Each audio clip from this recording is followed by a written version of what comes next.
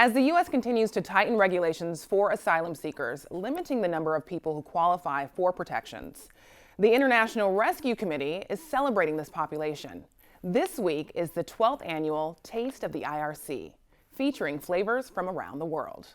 We're joined now by Laurel Dahlstead with the IRC San Diego. Welcome. Thank you so much for having me. So tell me about the Taste of the IRC and the goal behind it.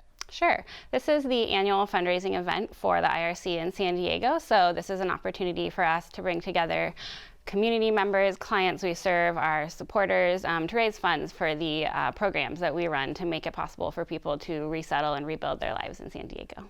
So for someone coming to this event for the first time, what can they expect?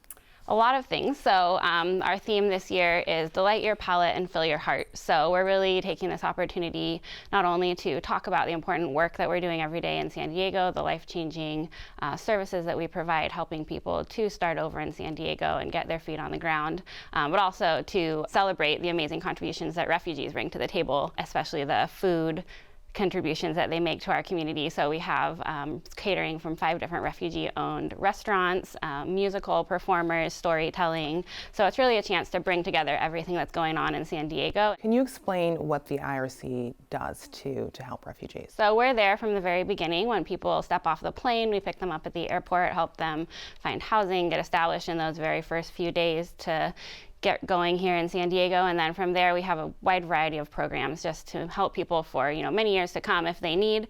Everything from helping kids with school and catching up on their education, helping adults learn English, find their first jobs in the U.S., and really start moving up that ladder to stability.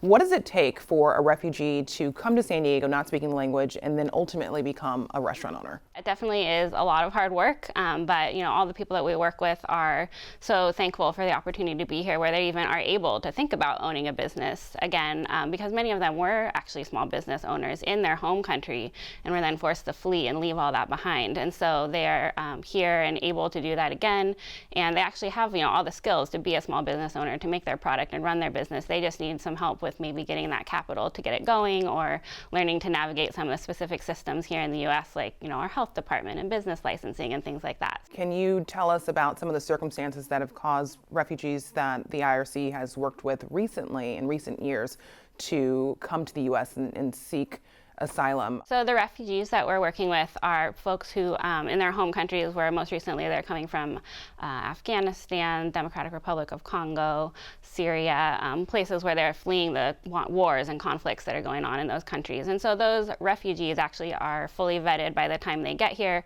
They've gone through all the security clearance by the time they arrive, and they're seeking a safe place to start over here in the U.S. Asylum seekers would be those who show up at the border seeking asylum, having fled the same type of violence, whether it was conflicts and wars overseas, or gang violence or persecution in South America and some of those areas where we're hearing asylum seekers coming from, and then they wait to have their case heard to request asylum here in the U.S.